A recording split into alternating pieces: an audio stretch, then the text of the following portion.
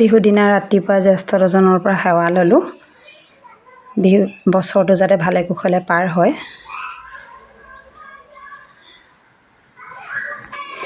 বিহু দিনা ৰাতিপুৱা জলপান খোৱাৰ পৰম্পৰা এটা আছে। আমি ইয়াত জলপান ৰেডি কৰিছোঁ। এতিয়া আমি জলপান খাম।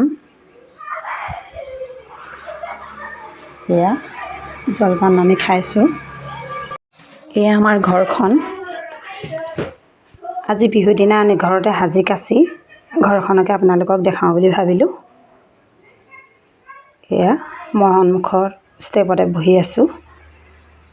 আজি বন্ধু বান্ধৱীসকলক ঘৰখনকে দেখাওঁ বুলি ভাবিলোঁ। বিহু বিশেষ কেনি ওলাই যোৱা নহয়, সেইবাবে আহকচোন আমাৰ ঘৰখনতে চাওঁ অকণমান।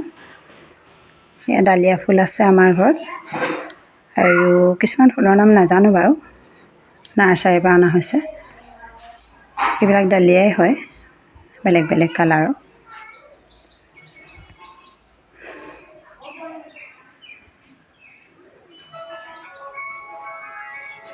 বগা গোলাপ আছে।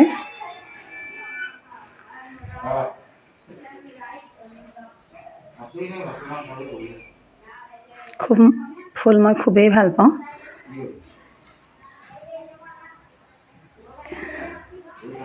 এয়াই আমাৰ ফুলনিডৰা।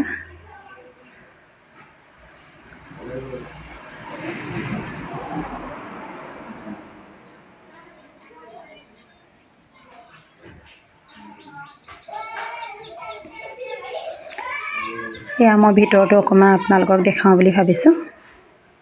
এয়া আমাৰ ড্ৰয়িং ৰুমটো।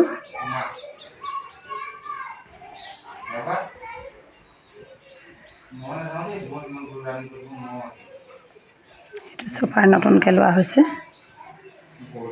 এইটো বেটাৰ ফটো, এয়া আমাৰ হাজবেণ্ডৰ ফটো হয়, তেওঁ ডিউটিৰ ড্ৰেছত। এয়া বেটাৰ 6-7 বছৰ বয়সৰ ফটো। এয়া মোৰ ফটো কাপত প্ৰিণ্ট কৰি থোৱা আছে।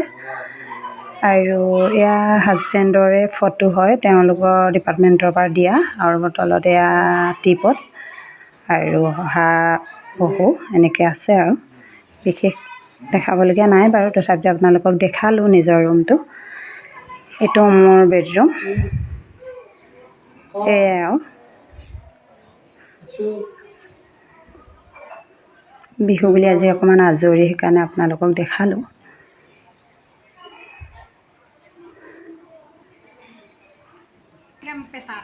এতিয়া আমি কণী যুঁজাম।